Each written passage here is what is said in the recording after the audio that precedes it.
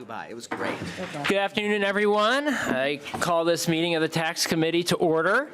First order of business is approval of the minutes from our February 28th meeting. Representative Smith, would you like to move the minutes from the February 28th meeting? I would love to. I move to approve the minutes from the last meeting.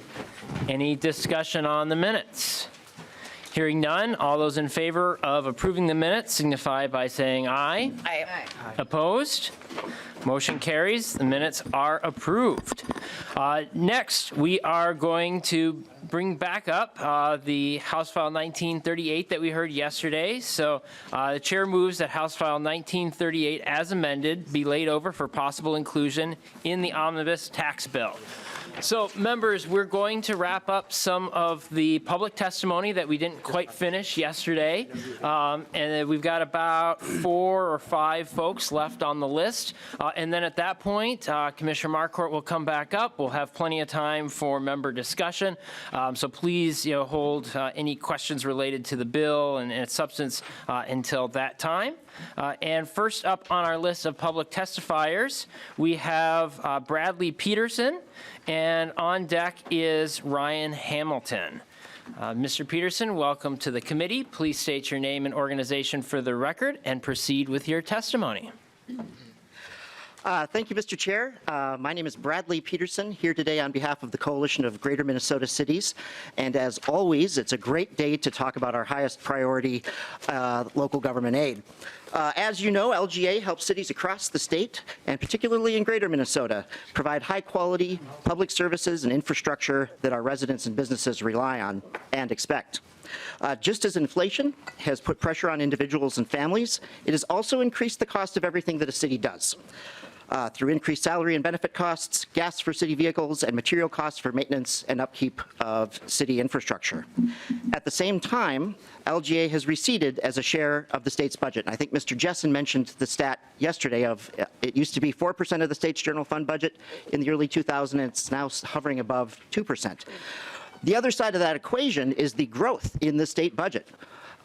Since 2009, the state budget has increased by 39%. So by any measure, whether you're looking at inflation or as a share of the state budget, local government aid has simply not kept up. In terms of the LGA provisions in this bill, we appreciate the inclusion of an appropriation increase and the formula updates that we have worked on with our colleagues at the League of Cities, Metro Cities, and the Small Cities Organization. We also appreciate that the governor has been responsive to concerns we have expressed over the appropriation level contained in this proposal, and we look forward to working with both the administration and the legislature to get to a number that we feel meets our needs. We continue to support the approach contained in Representative Liz Lagarde's bill, HF 1377, which calls for a $150 million appropriation. Additionally, HF 1377 provides an ongoing inflation adjustment to the appropriation, which will allow for more stability and predictability in the program. And with that, I appreciate your time, and thanks for letting me take the chance to talk to you today. Thank you, Mr. Peterson. Next up is Ryan Hamilton. On deck is John Thorson. Mr. Hamilton, welcome to the committee. Please state your name and organization for the record and proceed with your testimony. Ryan Hamilton, I'm here on behalf of the Minnesota Catholic Conference. Mr. Chair, Chair Gomez, members of the committee, the commitment to make Minnesota the best state in the country for kids to grow up is a bedrock of common ground. The best state for children is a state that acknowledges the irreplaceable role that families play in children's lives. Lawmakers can propel Minnesota to number 1 by ensuring families have the resources they need to create and sustain healthy environments for child rearing. Family economic security should be the top priority in state and tax policy deliberations because families are doing the most important work of raising our next generation. We are very pleased, very grateful that the governor and the lieutenant governor have included a child tax credit as a prominent feature in their administration's budget proposal. Far from being a handout, this form of tax relief lowers the overall cost of government for a group of people who are making a decisive contribution to society amidst immense economic pressures that we continue to hear about. This proposal is a good marker. The great thing about this concept is that it's scalable. We encourage the legislature to look closely at Article 1 Section 17, subdivisions 1, 2, and 3, and continue exploring proposals that would make this great CTC even better. While we fully support the impact that child tax credits can have on lifting children out of poverty, we also believe a CTC can be more than just an anti-poverty tool. A more inclusive CTC could be a solution to multiple issues that Minnesota is facing, including our long-term workforce and population concerns. It could be a catalyst for new families to be formed or move into our state. A sustainable workforce, vibrant communities, and a sustainable tax base are all produced by economically secure families. And from the family perspective, the governor's CTC could be even better if it was expanded to cover children who have stay-home parents, children of first responders, children of teachers, children of nurses, children of mechanics and tradespeople. The anti-poverty impact will not be diminished by including children of families from those economic demographics. We hope that what emerges from your deliberations is a CTC that leads the nation in the number of households and children that receive a fully refundable direct credit. That's the type of policy that will make Minnesota the best state in the nation to live, work, and raise families. Thank you. Thank you, Mr. Hamilton. Next up is John Thorson, and on deck is Eric Harris Bernstein. Mr. Thorson, welcome to the committee. Please state your name and organization for the record and proceed with your testimony. Good afternoon, Mr. Chair. My name is John Thorson. I'm Legislative Director for LiUNA, Minnesota, North Dakota. We're Minnesota's infrastructure union, representing more than 13,000 skilled construction laborers who build and maintain our roads, highways, bridges, and the basic utilities our communities need to thrive in every corner of the state. I'm here to voice our support for a handful of provisions in the governor and lieutenant governor's tax proposal that's before you today. First, at $5.85 billion, this is a large tax bill, but it makes a considerable effort to lift up Minnesota's families, workers, retirees, and makes investments that move our state forward. I'd like to start by saying we support the governor's approach to the exemption of Social Security benefits. We believe it's right-sized and it's targeted best to Minnesotans that need it most. We also support the surcharges on capital gains and dividends of individuals, trusts, and estates over $500,000 and $1 million.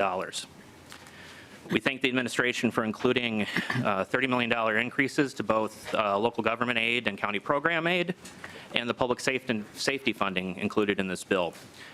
These are measures that keep property taxes down, and they maintain strong public services throughout the state. We also support the sales tax exemption that streamlines for construction materials purchased by local governments and nonprofit organizations. It's no secret that Minnesota has fallen behind in maintaining our water infrastructure and our roads and bridges. This measure will stretch the value of a dollar committed to local and regional construction projects that fix or replace aging municipal infrastructure that is either at or near its capacity, or in some cases beyond its useful life. Now, for example, the PCA reports the need for an estimated 822 water infrastructure projects at a cost of $5.3 billion over the next 20 years. It's also time to fix, catch up, and keep up our roads, bridges, and transit. Minnesota has thousands of miles of roads in poor condition, more than 600 structurally deficient bridges, and our transit systems around the state are facing a fiscal cliff. In addition to driving regional economic growth and prosperity, these are critical projects that will launch thousands of careers through registered union apprenticeship programs that the construction industry relies on to produce a skilled and safe, efficient trades workforce. I want to thank, again, the governor and lieutenant governor for including these provisions in their tax proposal. They provide for investments we can count on to make life better for millions of Minnesotans while creating and maintaining thousands of good-paying union jobs, and will move our state forward. Thank you. Thank you, Mr. Thorson. And our final public testifier is Eric Harris Bernstein. Mr. Bernstein, please state your name and organization for the record and proceed with your testimony. Chair Norris, members of the committee, thank you for having me here today to testify on House File 1938. For the record, my name is Eric Bernstein, and I am Director of We Make Minnesota, which is a coalition of labor and community groups united in support for the foundational investments that we make together collectively through our state budget. We represent nurses, healthcare workers, laborers, many other public sector workers that keep our state running. This bill makes substantial investments in Minnesota's families and children, and I appreciated yesterday Commissioner Marquardt's comments on the widespread and long-term benefits of poverty reduction and early childhood welfare. We do not oppose these investments, but I'm here today to share our concerns about the ongoing reduction of the tax base occurring within this bill. We are worried that sort of funding programs through tax cuts and tax credits in the long run impedes our ability to fund important public institutions that Minnesotans rely on and cherish. State revenues in Minnesota have declined as a share of the total state economy since 1990, and many public services, many of which we've heard about in the course of this hearing, are underfunded. We need money for schools and teachers, hospitals, many cities need money, and so does our infrastructure, as we just heard. We think that these public investments do enormous good, and that the surplus would be well used to ensure that all Minnesotans can access and secure their basic collective needs, like housing, health care, quality education, and transit. We are concerned about $1.4 billion in ongoing tax cuts, which is really $2 billion offset by $600 million in revenue raised by the governor's proposal on capital gains. However, we do greatly appreciate the governor's measured approach to Social Security exemption. 2/3 of all Social Security income in Minnesota is already exempt from taxation, and around 600,000 out of 1.1 million Minnesota Social Security recipients pay no taxes on their benefits, and thus would receive no benefit from this or any other Social Security tax cut plan. Seniors, just like everyone else, consume public goods and services, rely on them for nursing homes, transit, roads, just like everyone else. We think it's appropriate that they should contribute something. And as session goes on, we are looking to all of you to protect the tax base going forward, which will help keep us from more tax increases in the future and ensure that our state institutions are well funded. Thank you very much. Thank you, Mr. Bernstein. All right, that concludes the public testimony portion of our hearing.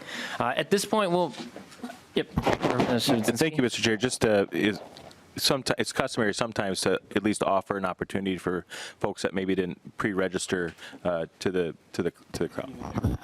All right. Before we move on to the member discussion, is there anybody else in the audience who wishes to testify?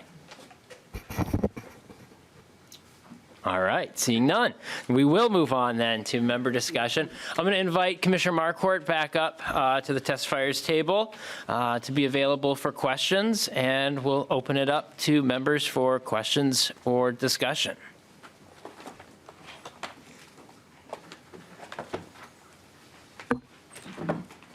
Yes, Representative Robbins. Thank you, Mr. Chair. Thank you. Nice to see you again, Commissioner and Madam Chair.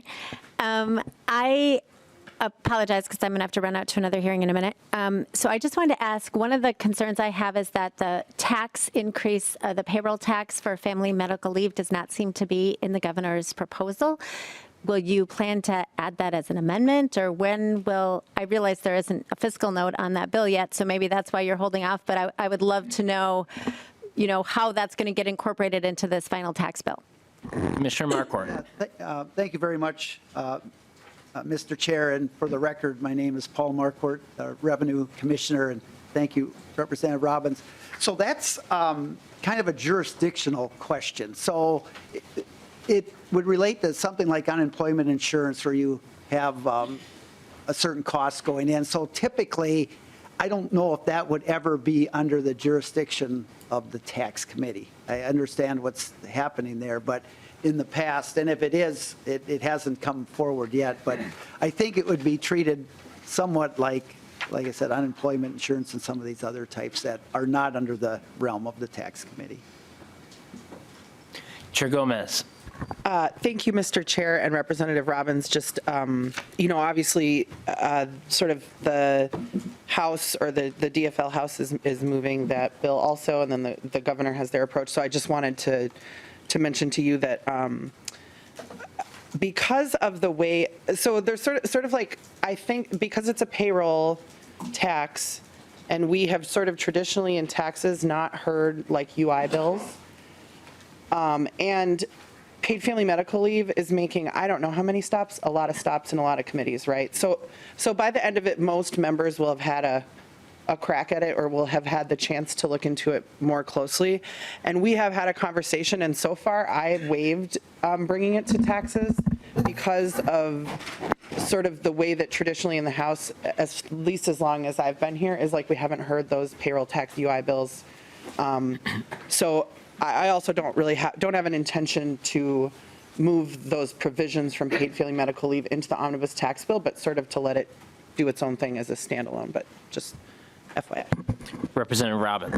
Thank you, Madam Chair and Commissioner Marquardt. I appreciate that. So I have also not been here. We're same class. So if it doesn't come through the tax committee on the UI taxes, what committee would have jurisdiction over this if we're not treating it as a regular tax? It just, because I want to make sure somebody's hearing that. And if not, if no one's going to hear it, I would request that you bring it before us because it's a huge change. And I think it's something that the, tax or similar committee should have eyes on.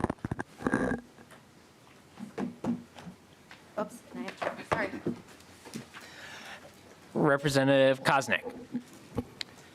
Thank you, Mr. Chair. Yesterday, we talked a little bit about, and maybe similar to the question on the payroll tax of over $2 billion. The motor vehicle tab tax increase, I think it's like a 60% increase in the tabs, and then also a metro sales tax, but those aren't in this bill, is that right? Are we going to hear them in this committee? Chair Gomez. Thank you, Chair Norris and Representative Koznick. Also kind of sticking with tax tradition, we will be hearing my understanding is that likely we will be hearing the transportation omnibus bill in the tax committee when it is ready. There'll be a chance to review those provisions, and they're not in the governor's sort of tax bill, but we will be hearing them under the transportation omnibus bill. Anything further, Representative Koznick? Well, yeah, thank you, Mr. Chair. And I think when when we look at, we heard testimony that this is a moral document and all this, and I can see where they come up with that and say that, but it's very interesting because it's not in the bill here. You say it's a moral thing, but when you have and I presume that the governor is supporting that, you're taxing with the increase in the tab fees and the sales tax.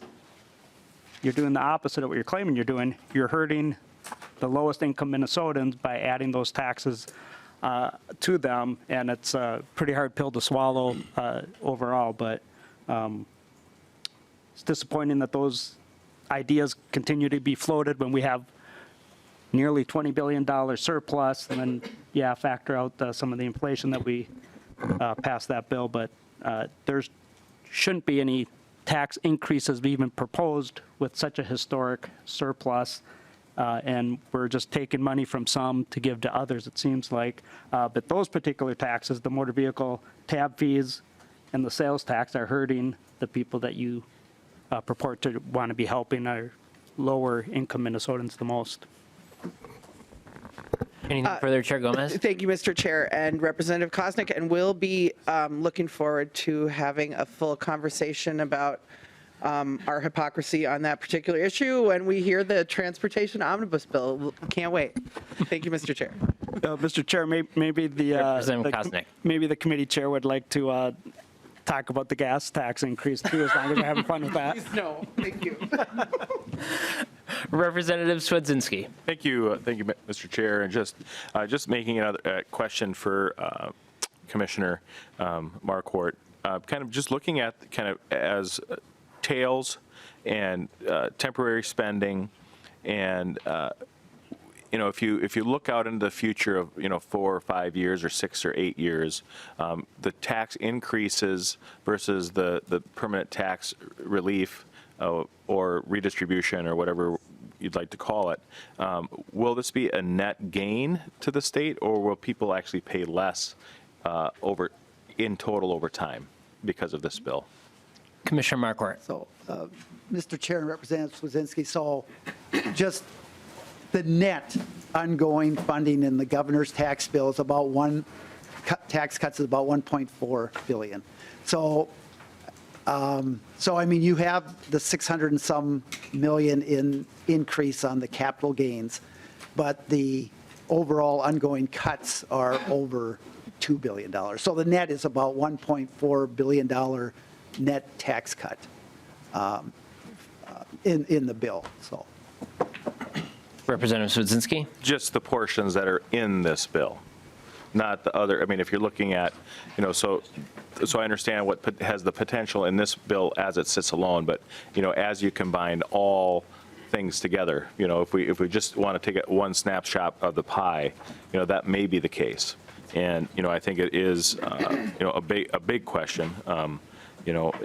I do have an amendment I'd like to talk about. I don't know how timing is. I'd like to offer it for some discussion if Would you like to offer it now, Representative I think Swazinski? I would. Thanks. Yeah, please go ahead. Just because we're on the subject matter, and I think the timing would probably be appropriate, but I'd like to move the A1 amendment before the committee. Representative Swazinski offers the A1 amendment. Representative Swazinski, to your amendment. So, thank you, Mr. Chair, and to members here in the House body. I think we really have to be very careful on what we do here. The A1 amendment essentially just deletes and removes the portion of the capital gains part of the bill. And, I'm offering this amendment up for discussion, and feel free to talk about it. I think discussion's a good thing, but, we talked yesterday a lot about fairness, and well, it's not right that people make money in the state of Minnesota, that job creators, are essentially the enemy of the people in different ways. And, I think that's just not true. I think that's a very bad attitude to have. When you look at an economy, when you look at job creators at whole, we have a responsibility as taxpayers. And, one of the things I think about oftentimes are, how we, some of the biggest taxes that we levy on folks are sin taxes. And so, from a regressive standpoint, we look at cigarettes and e-cigarettes and the taxes that we levy, or beer or wine. And, oftentimes the arguments in favor of those types of taxes are to get people to stop doing things. Right. Well, we need to do that so that they stop doing it, and or whatever that might be. And oftentimes, we need to think about the use of those taxes in other places. And when we start raising taxes on capital gains and investment and job creation here in Minnesota, if you view it from that lens of using taxes as punitory to get people to stop doing things, I'm afraid that they will. So whether you use taxes to raise the cost of cigarettes so people won't smoke, or you raise taxes to raise the cost of business and profitability and job creation and the ability to do that, these things are not alone. And, I think members of the public should realize that this is not just a well that it can always give. In good times and in bad, when you have a tax system that is more and more reliant on fewer and fewer people, you open up the budget and the ultimate, seismic shift within the budget and the dollars that come into the state government in a potentially very volatile way. And, I believe most of the tax studies that I've read really focus that if you rely on taxes more and more on fewer and fewer people, the opportunity for the state and ratepayers and taxpayers to see giant fluctuations in that. We saw that in 2013 when we raised taxes on the highest income level. I mean, our lowest tax rates, this bill is a tax bill that we talk about tax decreases, but yet it does nothing to decrease a single tax rate, whether you're the poorest of the poor or the richest of the rich. It does not affect your income taxes in the state of Minnesota. It does try to target farmers and families and business owners when they pass businesses on to the next generation or attempt to here in Minnesota. But I'm afraid, this policy has the chance of having businesses grow legs. When we think about tax policy, and we've talked about this in the past, Commissioner Marquardt, that when you are dealing with regimes and tax policy and regulatory environments, you have three options that people essentially take, and it's three different things. It's you either fight a particular policy, so that you will fight it, you come to the legislature and negotiate things away so that you have a better opportunity to survive and prosper and compete. Because Minnesota's not alone, folks. Like, we have business owners who are competing with folks from other states and other parts of the world. And so you either fight for it, or the second option is flight. You have opportunities for flight. So that means you're going to pick up your business, grow legs, and try to leave. And oftentimes, unintentionally, the least ability of businesses to move, large corporations, large businesses that oftentimes employ great vast amounts of people and create jobs and opportunity to raise families in our state, those folks have probably the most mobility. And like farmers, it's probably about as little as an estate. Grandma and grandpa saved and scrimped and try to pass that on, and all of a sudden now they're going to get hit in the pants with a potential large increase. How do they? It's very difficult to move a business like that across state lines. And then the third is ultimately fraud, and we see that often when the majority has been trying to raise rates on cigarettes, particularly. And we saw that with a bill that you brought forward 2 years ago with increasing the amount of folks at the Department of Revenue to enforce our tax laws on cigarettes, because folks were essentially pirating cigarettes across the border, selling them out of their trunk or whatever that might be, and essentially getting around the taxes on cigarettes. And so it creates an opportunity for fraudulent activity. And oftentimes when we're out of the norm, when we're a beacon, not necessarily for opportunity, but a beacon for punishment, whether it's cigarettes, whether that's income taxes, and in this particular case, as it involves the discussion around this conversation on this amendment to get rid of the capital gains tax, it punishes the ability to have success. And coming out of really a disastrous policy set forth by Governor Walz by shutting down small businesses in downtown streets and making sure the big box stores are open.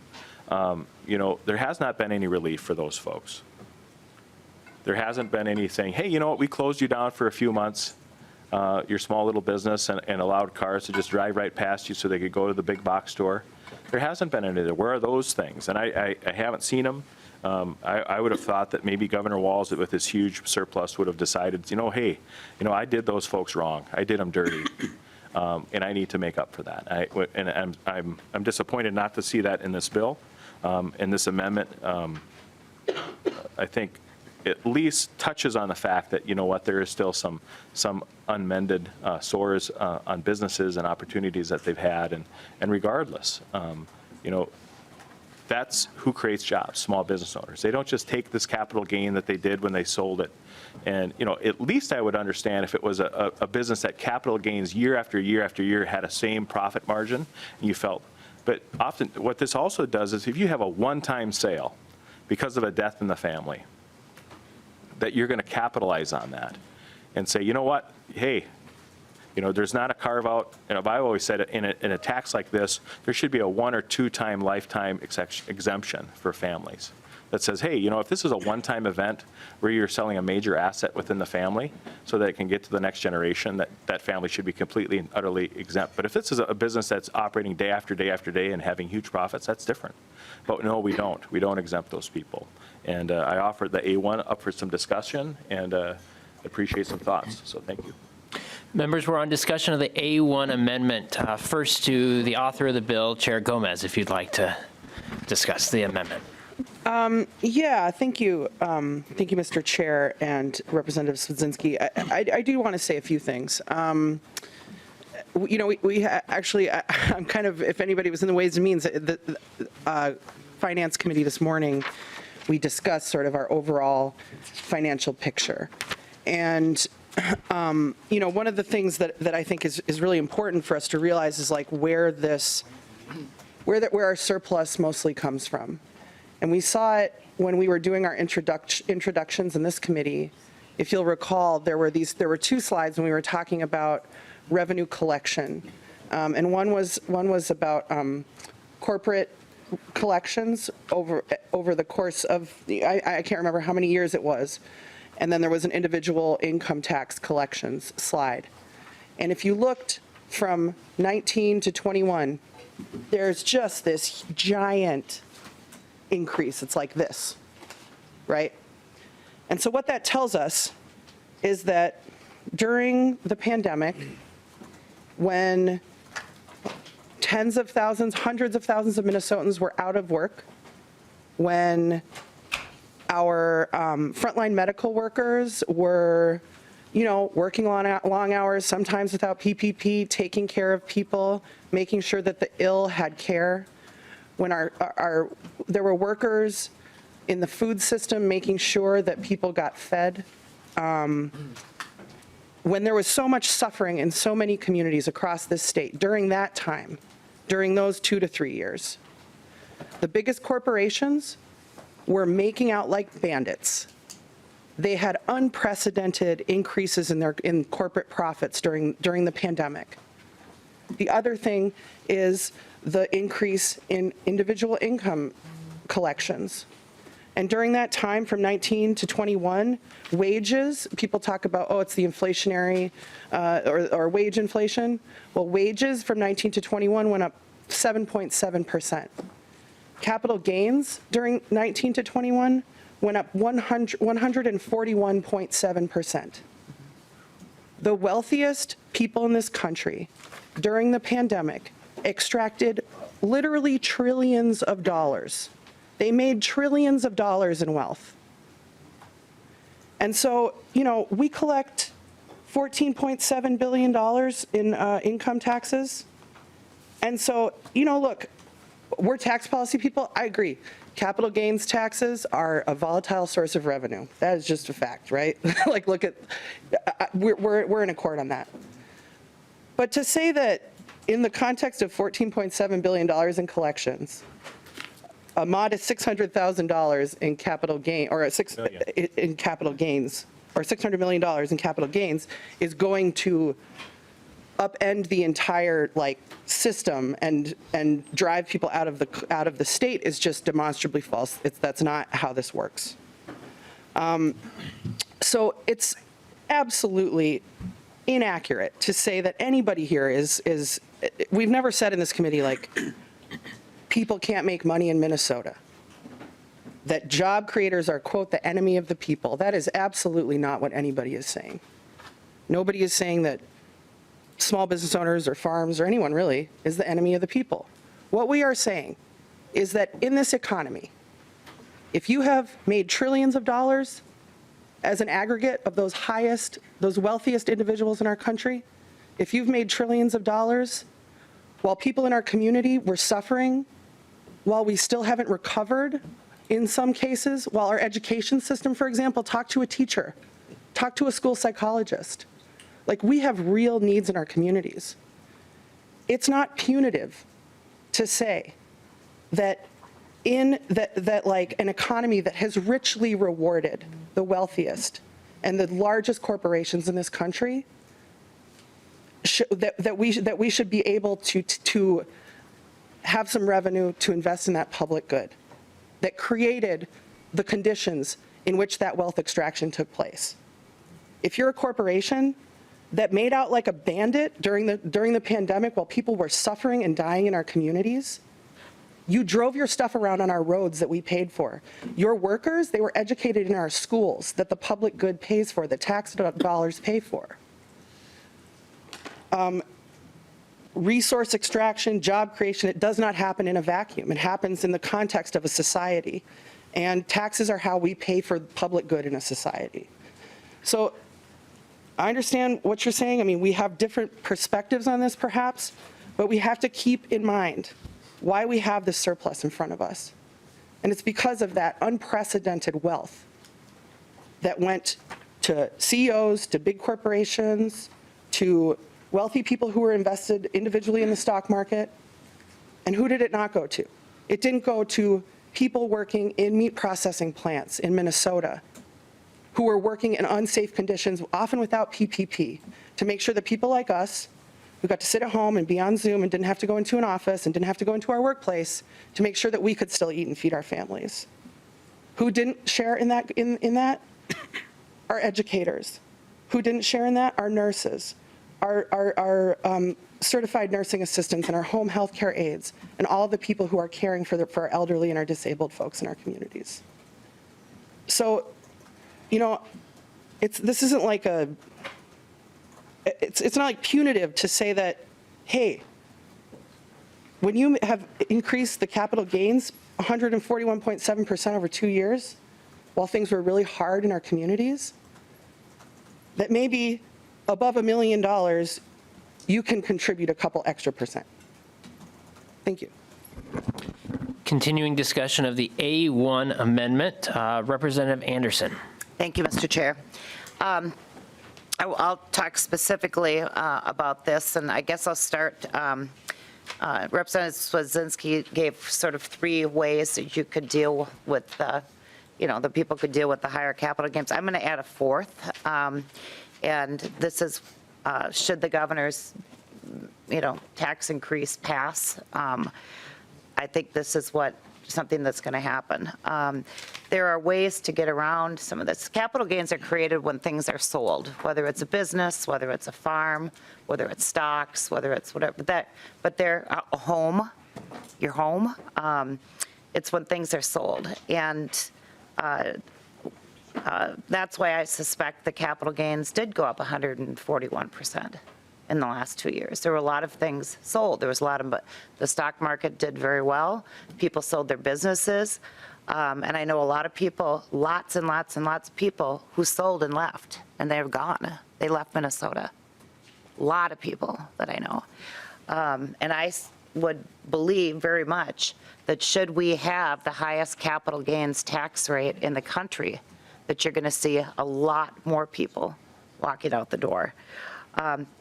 There's a 1031. There are ways to still do this, to get around some of through tax sheltering, whether it's doing 1031 exchanges for property in a different state and then moving your residence. I think you're going to see a lot of that. When you're asking people right now, we've got about the top 5% of income earners pay about 45% of the state income taxes in this state, and under the governor's budget, the top 5% would pay 52%. It's a dramatic tax increase on families that are already paying for the vast majority of all the state spending from an income tax standpoint. And there's a point when you get to a almost 14% state tax on top of your federal tax, where people just go, no. We are sending the wrong message to people who want to build businesses. You can build the same business in Iowa and pay significantly less, or in Wisconsin, or in the Dakotas. And we're becoming an outlier here. We're becoming like California and Illinois and New York. And we saw what happened with California. They had a $100 billion surplus a year ago. Now they have a $20 billion deficit. People have left, and people vote with their feet. And frankly, it's the people that are in the top income tiers who are the job creators who have the greatest ability to vote with their feet. And I believe that we're going to see more and more and more of this, and it's been happening. And the numbers, to me, play it out. When you see this capital gains number, like 141%, that means people sold that much more, and probably left a lot of people. So I fear that this is going to accelerate jobs leaving the state. It's going to accelerate companies and companies' headquarters leaving the state. should this pass. And I would really urge my fellow committee members to really think about where we're going with this. So thank you. Representative Koznick. Thank you, Representative Swedinski. I think this is an important amendment to have because it's new, but it also is concerning. Representative Anderson talked about people walking out the door, and I think we all, if we're honest, know people in our districts that have family that have moved out of the state. I got a lot of rebar from a guy that packed up, and he left. He gave me about 2 days to come up, pick up all his rebar and everything because he moved his family to North Dakota. So it's actually true that people are walking out the door, but the real danger is in the discouraging of private investment for people that are here.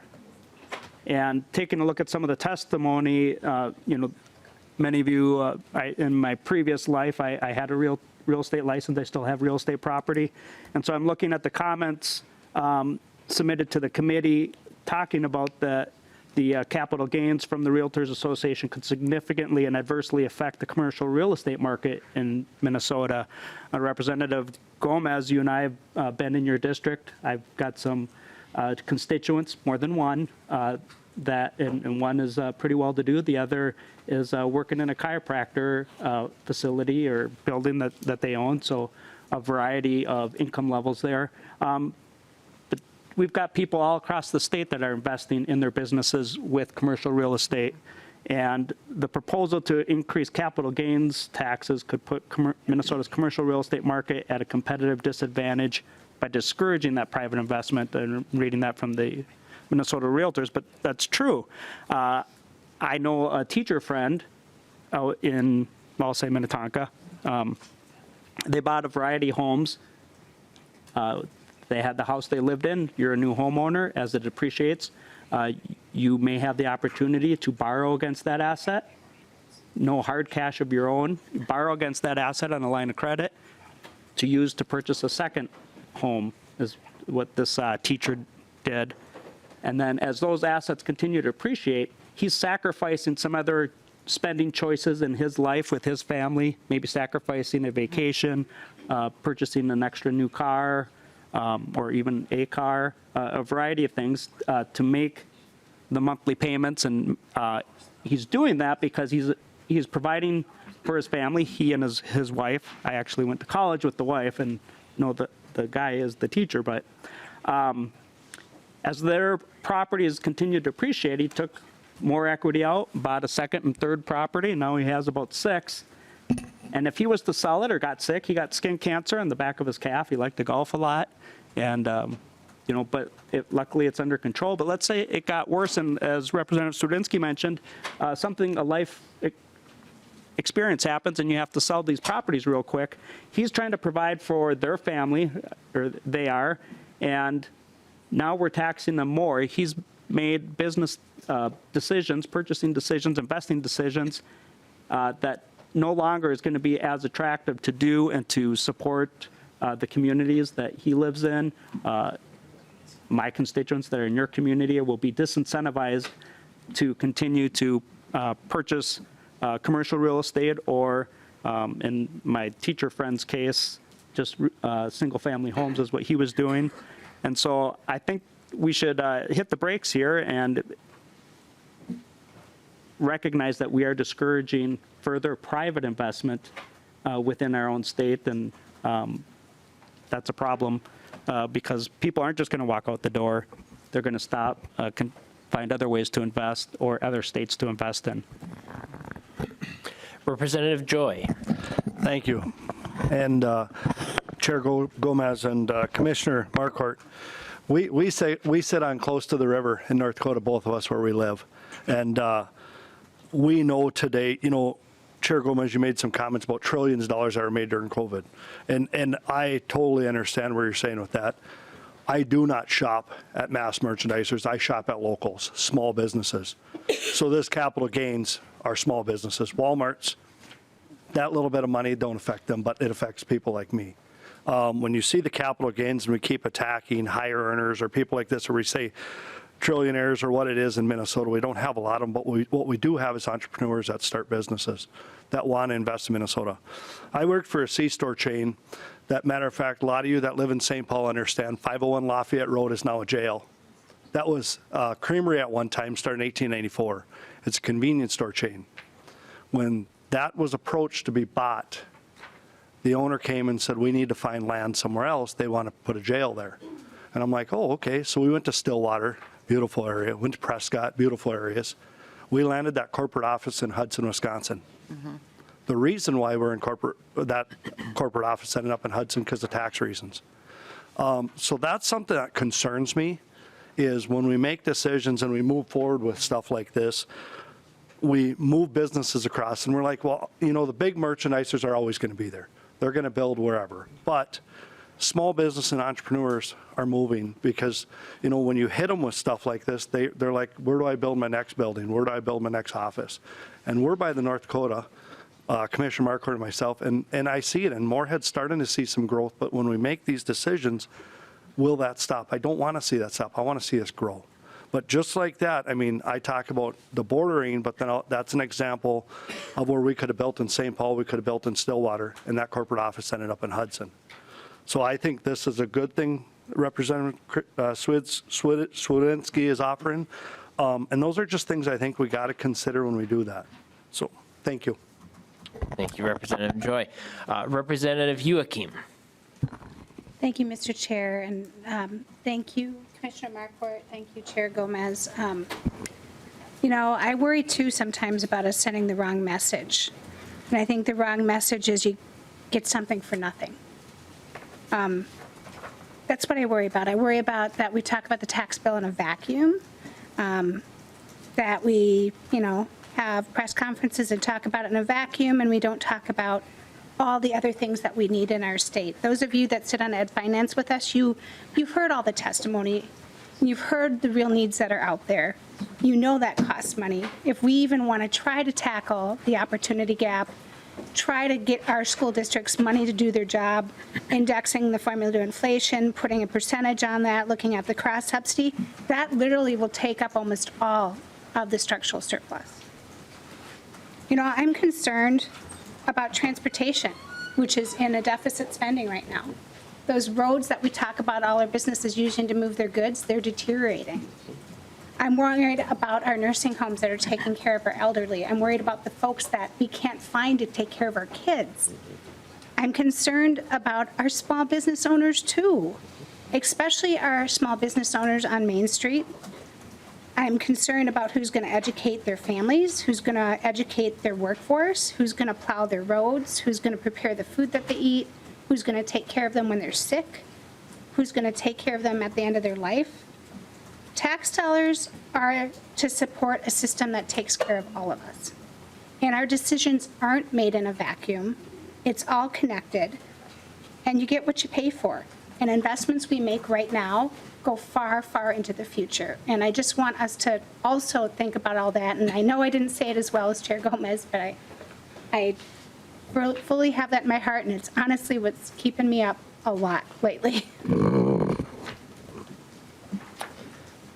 Representative Anderson. Thank you. I have a question for the commissioner, specifically, and maybe I should have read the entire budget bill, but the capital gains tax actually goes down by 10% in the 06 to 7 on the fiscal note. So it's 661 is the projected for the next biennium, and after that it drops by 10%.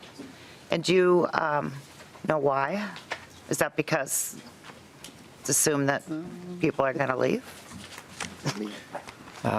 To Commissioner Marquardt, unless you'd like to have our nonpartisan staff weigh in on that. Or fiscal. I just, Mr. Chair, I just need to find my spreadsheet. Here it is.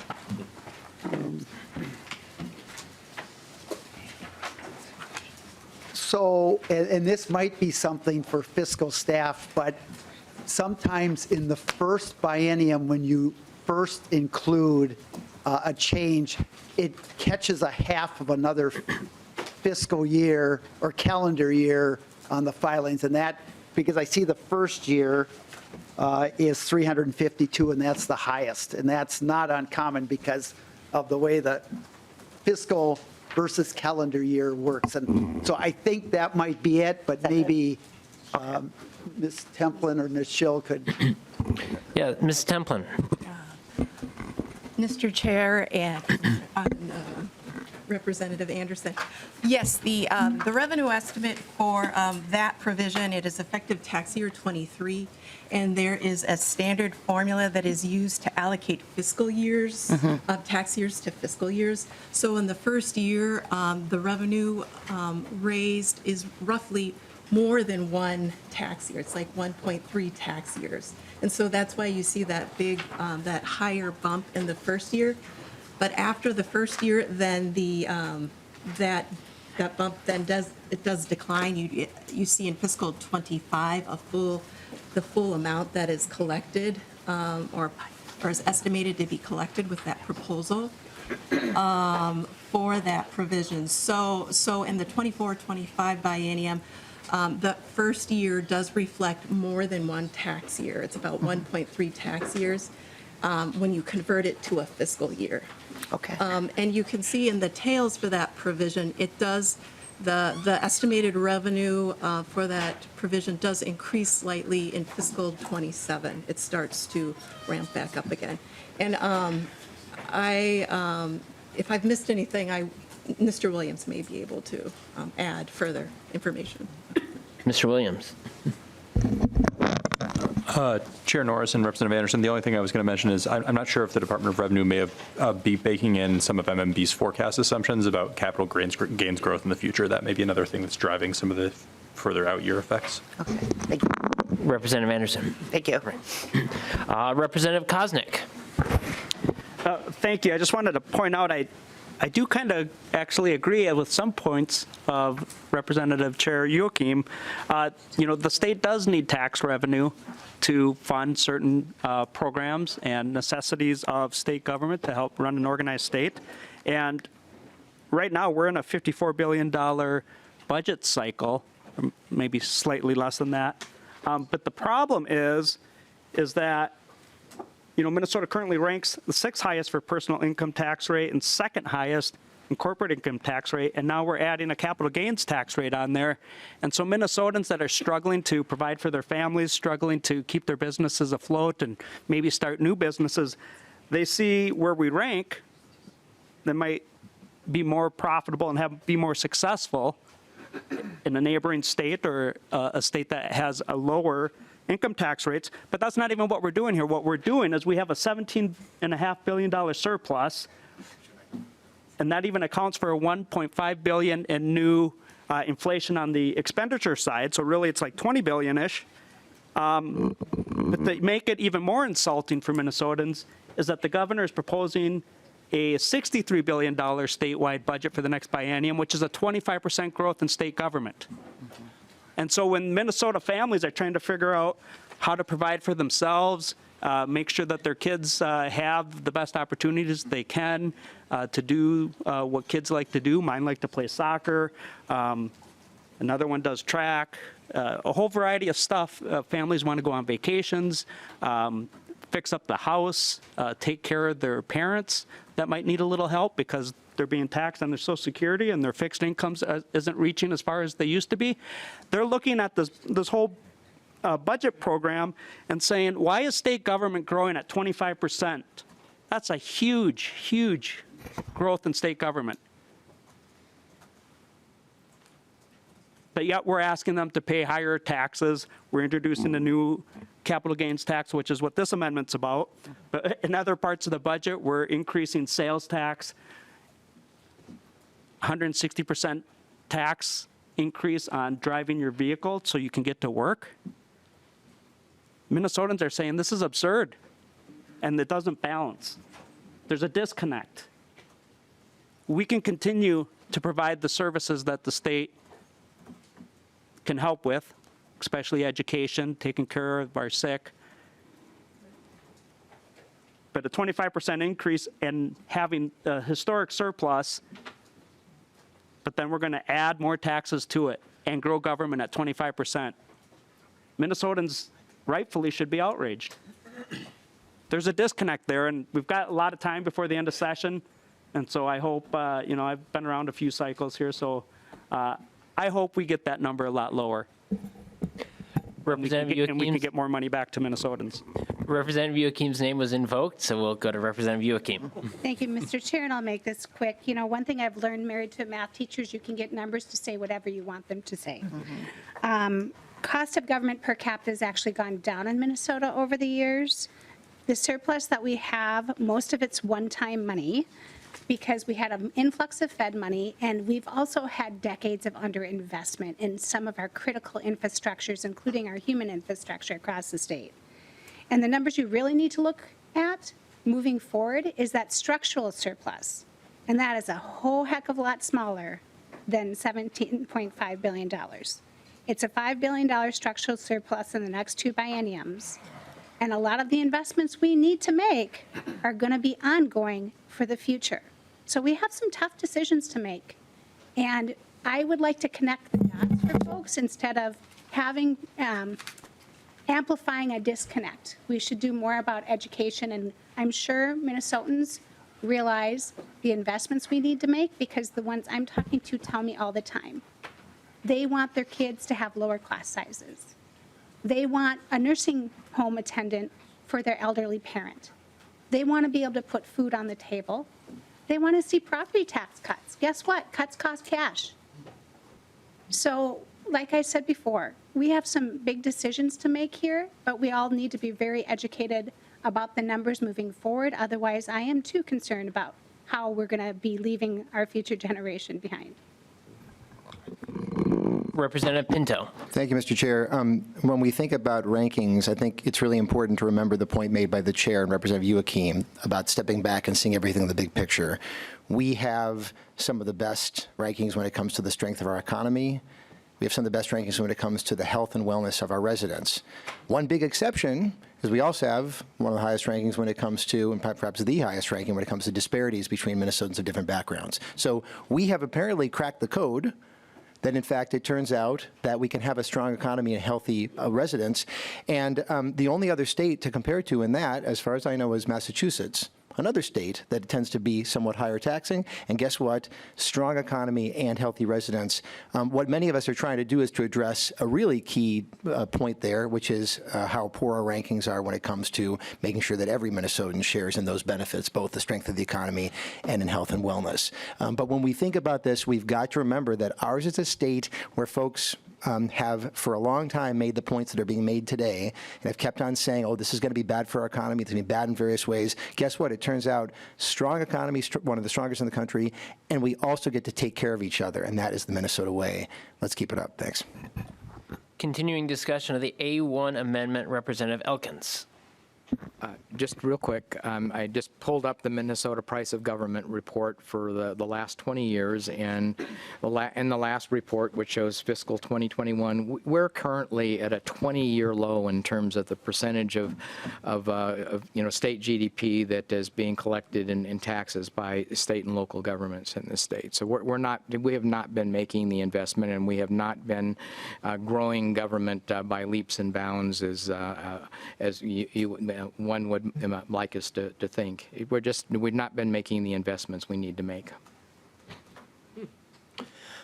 All right. Chair Gomez, Commissioner Marquardt, anything further you'd like to add before going back to the author of the amendment? Commissioner Marquardt. Yeah, thank you very much, Mr. Chair and members. So just on this portion, then I would, if I could, at the very end, just have a few comments towards the end, but just on this. So for Governor Walz, this is tax fairness. And think about this. Why should there be a tax preference based on the type of income you earn?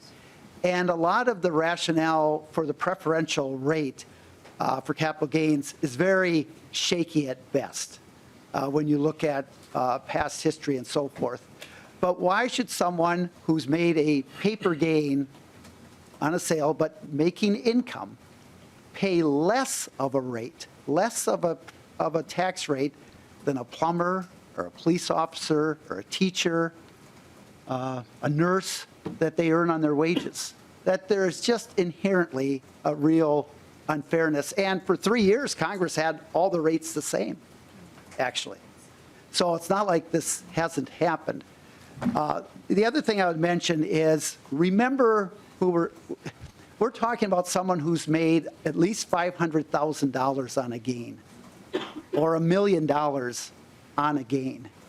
And out of about 3 million tax filers, that's about 8,200 folks that would pay this additional tax. And on taxes, taxes don't go into a vacuum, they pay for things.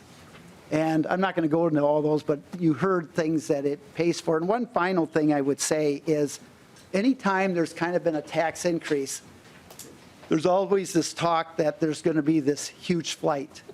And I remember 2013 when the fourth tier was added, we heard the same type of arguments that folks are going to leave the state in droves. In 2013, according to the Department of Revenue, there were 60,000 filers who qualified for the fourth tier. In the latest stats I have, which is 2019, and with inflation, in 2019, 84,000 people qualified for the fourth tier. That's a 40% increase. So there's a lot of factors to look at, and there's other kind of comments I'd like to make, but on this one, it's just, to the governor, it's really a matter of fairness. Thank you, Commissioner Marquardt. To the author of the A1 amendment, Representative Swedzinski. Thank you, Mr. Chair, and thank you, members, for a good quality conversation about something that I think we just have, fundamental disagreements on. And, while we look at different taxes and how they affect business and what our goals are with government, I think we have a lot of big issues. And oftentimes, folks in the other party feel that the only way to solve them is to grow government. And we will see the ramifications of those growths and booming, and these things are not in a vacuum. They do happen on the world stage, especially in the Midwest, and potentially globally in our ability to compete. And our fear is, and the Democrats would say that it's an unfounded fear. We don't have to worry about it. Folks won't leave. We'll just make new millionaires, new people that are successful. And, that's our goal. And, we talked a little bit about achievement gaps and that ability. And, we depending on what district you're in, some we spend 25,000, some we spend 8 across the state. But, at the end of the day, is that going to solve the problem, or just simply giving parents choice when there is no choice? There's a lot of ways to solve problems. Growing government, I don't believe, is one of them. And making a punitive tax structure in Minnesota to do business is obviously not one of them. If you look at the tax incident studies that we have, if I'm not mistaken, please correct me, nonpartisan, if I'm wrong, but when you raise the cost of business, when you raise taxes on business in Minnesota, 45% of that tax gets passed on to Minnesotans. Well, often we hear that, saying, well, it's only 45%. Well, the other 45 to 50% get passed on to non-Minnesotans. So those are businesses that we or individuals we sell across state lines. So oftentimes when we say it's an issue of fairness, when we say it's an issue of this, ultimately the customers pay. Corporations and businesses largely aren't taxpayers, they are tax collectors on business for government. And I want to keep that in mind, that, if you're looking at those issues through the lens of economic science, we often hear, well, we need to do all this and that, raise the cost of energy in Minnesota by $1,600 for families, and if you include the cost of goods, over $4,000 per year for families because of the environmental science. Let's also look at the economic science, that these costs oftentimes get passed on to the consumer. And ultimately, I think from a competitive standpoint, we're going to suffer when it comes to opportunities for young people to gain employment by employers who maybe don't exist here anymore. And I think those issues should be real, and I think people should care. But with that, in fairness to historical tradition in the state of Minnesota here in the tax committee, at least in the shorter time within the last few years at least, and the courtesies we give to the governor's office and Representative Gomez, I'd like to pull the A1 amendment and appreciate the conversation. So thank you. Representative Swedzinski withdraws the A1 amendment. We're back to discussion on the bill. I've got a few members in the queue already from before the A1 amendment. First up is Representative Olson B. Thank you, Mr. Chair. This question is directed towards Commissioner. I'm looking through this bill and I'm seeing all sorts of different terms. And yesterday you utilized the word tax cut quite frequently. And I'm wondering, so I'm seeing words, I'm seeing reimbursement, I'm seeing the word credit, I'm seeing the word aid, payment, I'm seeing refundable credit. A lot of these words that aren't in fact a cut. I'm seeing one thing that says subtraction that has to do with the Social Security benefits, which is a subtraction. When you're talking about, taxing the rich and making the rich pay their fair share, I think that any senior who makes $47,000 a year would never, in fact, be identified as rich. Anyone who has a pension at all or a 401k also obtaining Social Security would fall into having to pay tax on their Social Security, but at least we're doing something there in the form of a subtraction. My question, but that subtraction actually is only to the tune of about $220 million, and you've got a capital gains tax increase here that's going to result in about $661 million. So my question is, where in fact are the tax cuts in this bill? Because you know as well as I do that shifting tax money to another individual is not in fact a cut. It's in fact a tax credit. Like, hey, good on me. I've got a kid under the age of 5. I'm gonna, if this becomes law, I benefit from that. Good for me. But that's not a tax cut. That's a credit. Can you point me in the right direction? Because obviously I'm not seeing what you're seeing with when you're calling this some historic tax cut. This is more like a historic tax grab, because next year, after these Walls checks go out, we're going to see all sorts of revenue coming in. Can you show me where the cuts are, please? Commissioner Marquardt. Thank you very much, Mr. Chair and Representative Olson. Our filing season started January 23rd. If you haven't got one of these yet, here's the state M1 form. And by the way, we've got about 20% in right now, and we're getting the refunds out in about 7 days. Just a little ad here for the Department of Revenue. But so there's a lot of ways to cut taxes. One way is to reduce rates. And yet, if we were reducing rates, you also probably, in the language of the bill, would not see tax cuts. It'd just be numbers scratched out and a new number replacing it. But here is your income tax form, right here. And on the second page, line 15 says tax before credits. So whatever that tax is, it says now before credits. And on line 16, you got the M1C form, which is your non-refundable credits. And on line 22, you've got the M1 REF form, which is your refundable credits. And you will add those, and that reduces the taxes you are going to pay. So when you get down to line number 26, it says amount you owe. So I've been somewhat surprised by this redefinition of a tax cut. A tax cut to me is when I'm going through this, that because of some things on here, and it could be a subtraction's also a tax cut because you're less than your income, or a deduction, or doing with the rates or credit, they're all tax cuts. So I think I kind of know where you're going, but with this, but this is a credit. This will hugely reduce taxes for folks. If, again, I mentioned a family of 4 with 2 kids under the age of 5, they're going to get, even if they qualify for nothing else, they take the standard deduction, they got the dependent exemptions, and they've got an $8,000 credit. At $164,000, their tax liability would be $8,000. But now, with the credit, their tax liability will be 0. To me, that is an $8,000 tax cut, no matter how you slice it. So, and when you look at it, and this is why this is the largest tax cut in the history of the state by far, because if you just take 3 things, if you take the advanced rebate, which is $3.9 billion of an advanced tax credit, and you take the child tax credit, which is $1.1 billion in just this biennium, and the child dependent care, which is $548 million, another credit, that's what, $5.5 billion of tax credits. That's going to lessen the amount of taxes you owe. It is a tax cut.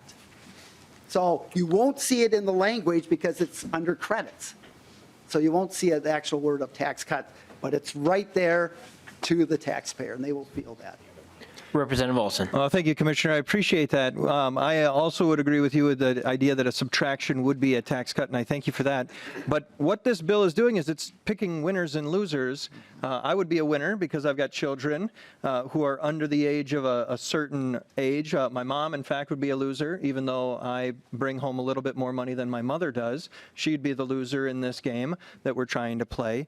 I think that this in itself, it's great to have these ideas of, we want to help everyone, we want to help all people, we want to equalize things. But what we're doing is we're forcing the people who can most afford to leave. Question for you, and this is the last one I'll have. Have you done a study that would identify, you told me that in 2013 we had actually 40,000 people in the fourth tier, now we have 80,000. Have you done a study that will show when people will start leaving, or are we just by guess, by golly, we say we'll know it when we get there? Commissioner Marquardt. So thank you very much, Mr. Chair and Representative Olson. First of all, to the migration question you just asked me. So according to the most recent demographer, well, there's 2015, there was a study, and then there was one with the demographer with House Research in 2018. And 3/4 of the migration, in fact, a few years we actually had positive domestic migration, but when we've had negative domestic migration, 3/4, about 9,000 out of the 12,000, that was the average, are young people 18 to 24.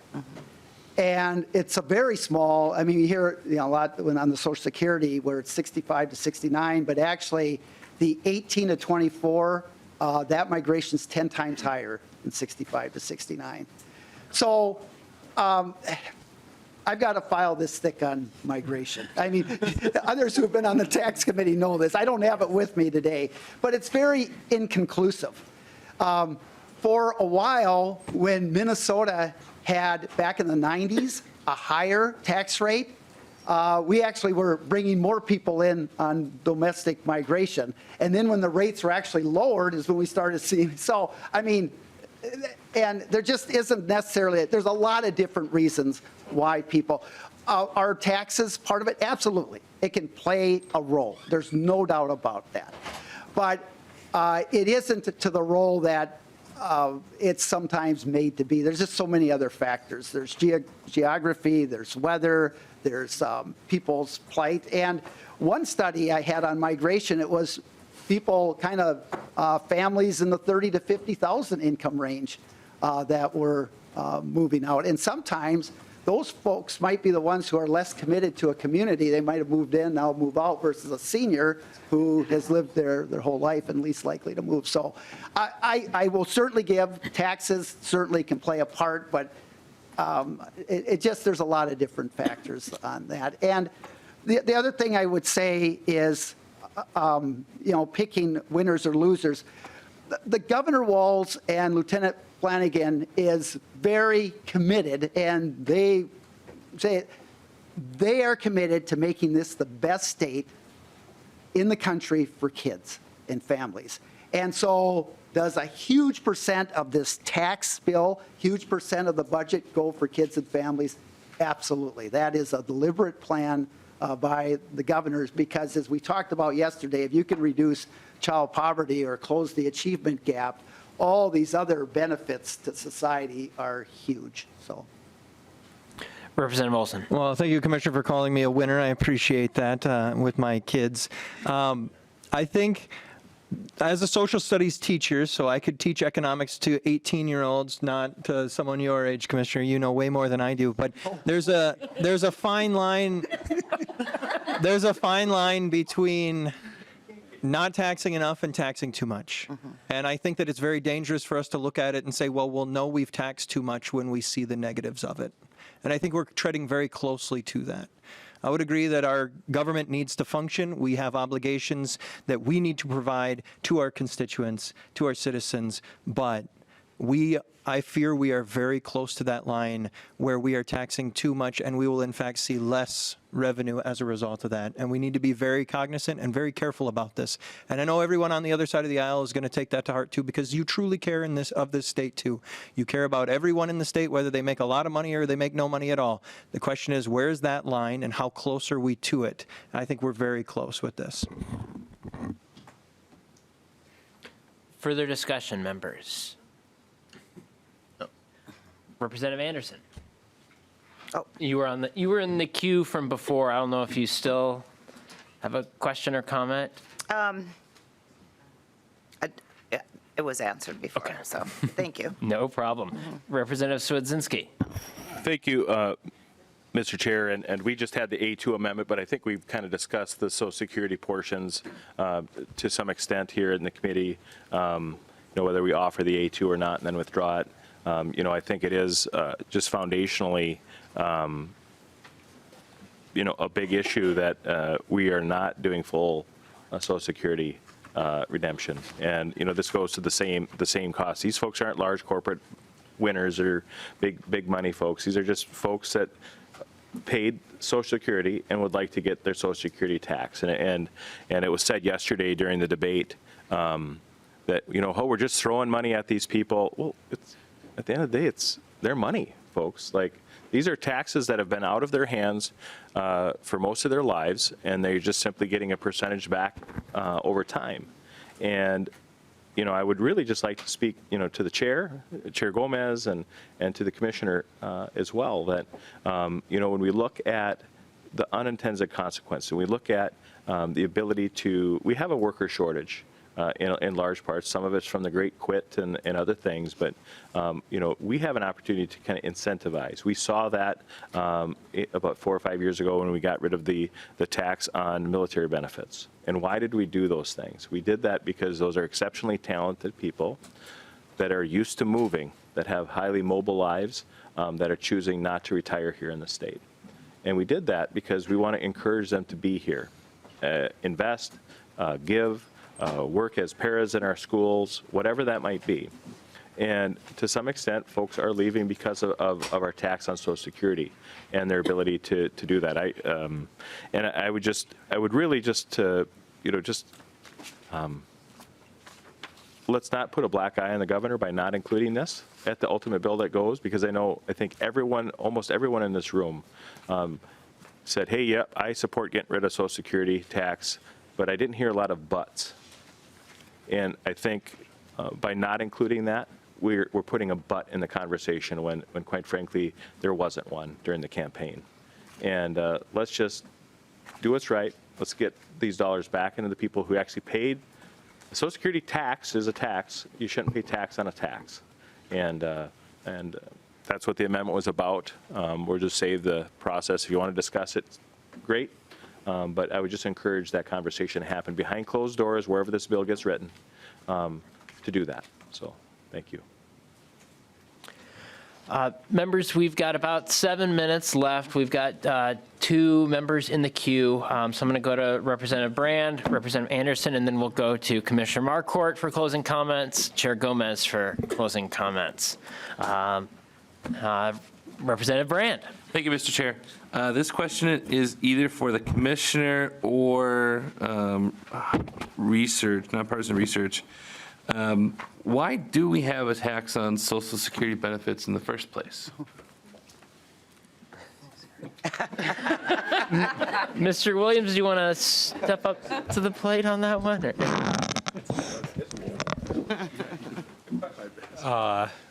Chair Norris and Representative Brand, there's lots of different ways to answer that question, I guess. I'd start by saying a portion of Social Security benefits are included in adjusted gross income. So that flows through that's the starting point for our state's calculation of its income tax. Historically, there was kind of decisions made in the 80s and 90s about how much Social Security income to tax federally. And there's sort of a more complicated conversation about the federal, so under federal law, you get a exclusion of at least 15% and up to 100% of your Social Security benefits, and it varies based on your income. And the way that those percentages were selected federally, sort of the underlying rationale for that has to do with calculations made sort of at the time about the ratio of amount of tax paid in to benefits received. And I have a publication on that maybe I can send you after committee. That'd be helpful. Representative Brand. Mr. Chair, there was some conversation earlier when we were talking about regimes and different policies with those regimes, and I'm just kind of curious to know if more of the conversation has to do with the fact that maybe we were kind of spreading the wealth of the taxes around a little bit in the 90s and the 80s, and maybe it was a conversation about how do we change who gets charged and kind of spread that around. I'm kind of curious to know if there's more information about who, in fact, made the decision to tax Social Security in the 80s and 90s. Mr. Williams. Chair Norris and Representative Brandt, Congress and the President. Representative Brand. And just out of curiosity, who was the president when those decisions were made? Mr. Williams, A former your, Democrat. A history. former Democrat. Chair Norris and Representative Brand, there was two decisions made there's sort of two tiers on the amount of Social Security income that's included in gross income federally. The first tier was established in the late 80s under President Reagan, and the second tier was established in the 90s under President Clinton. Representative Brand. Thank you very much. All right, and Representative Anderson. Thank you. As you said, Reagan was a former Democrat, so earlier. Thank you. I just, very brief, I would encourage the Democrat majority as you bring your tax bill to consider the full Social Security exemption. I think it was something that was promised to our Minnesota seniors by just about everyone last fall, and well, in my area it was, so by both parties. But I would encourage you to consider that. I do want to thank the Commissioner and the Governor for including rebate checks. I think I don't agree exactly with how it's laid out, but I think we also discussed that, and we've made those promises to our citizens. They've been overtaxed by billions and billions of dollars, and it's their money, and I think we should give it back. So I want to thank you for that. Representative Swedzinski, I'll give you an opportunity if you want, as kind of the lead on your side, if you want to chime in before we go to Chair Marquardt. You prefer to call him the senior member? No. I was trying to avoid using that term. Anyway, I too, I kind of spoke probably too much today already, but, I just think we do have some opportunities to do good in tax policy. From a regulatory standpoint, I would just urge the majority, as Representative Anderson said, what are the unintended consequences, but also view the policy as a whole. So not just a tax bill that's by itself, but what are the other things that's going to potentially affect. Well, the argument was made today that, we won't see businesses leave or go out. The policies we have will affect in whole, how folks view Minnesota. We're already seeing that in public safety, and the fear to bring major conventions to our state for other fears. From a business standpoint, if you're going to invest and you have a relationship with a banker, where do those folks say it would be the most wise to put your investment dollars? Our businesses that we have don't just the ones we have are the ones we have, and that's all we'll have. What will these policies do to the next generation? And we need to keep those things in mind. And we don't, just because California did it doesn't mean we need to. And I would encourage members to really think about that as we move forward with tax policy and this. I do appreciate the way this committee is being run, though. So thank you. Thank you, Representative Swedzinski. Commissioner Marquardt, final comments. Well, thank you very much, Mr. Chair and members, and just a huge thank you on behalf of the Governor and Lieutenant Governor for hearing the Governor's tax bill. And the Governor has said that this is the Governor's tax proposal with his priorities, realizing the House majority is going to come up with their ideas and priorities. The Senate majority is going to do the same, and the House and Senate minority will have a tax plan. And all of that will be in the works. And As Representative Swedzinski just said, the way this debate works and the tax committee has always been great. We have excellent debate, and very confident that at the end, we're going to have a tax bill that is going to benefit Minnesotans. And, you've heard the governor's priorities are kids and families, and that's what this represents. But again, a huge thank you to this committee for hearing the governor's bill. Thank you, Commissioner Marquardt. Chair Gomez, anything further on the bill?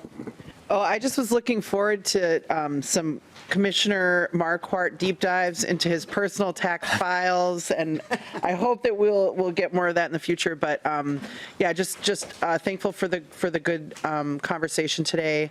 I appreciate it, and thanks so much to Commissioner Marquardt for being with us. All right. With that, the chair moves that House File 1893 as amended be laid over for possible inclusion. House File 1893 as amended is laid over for possible. Not amended. It was amended last hearing. Yes, it was. Yes. Yep. So as amended is laid over for possible inclusion. Chair Gomez, any road mapping you want to do for us real quick? I think we're not meeting tomorrow, right? We are not meeting tomorrow. Okay, that's the only map that we have so far, but all right. I'll let y'all know. Next hearing will be next Tuesday. With that, our hearing is adjourned.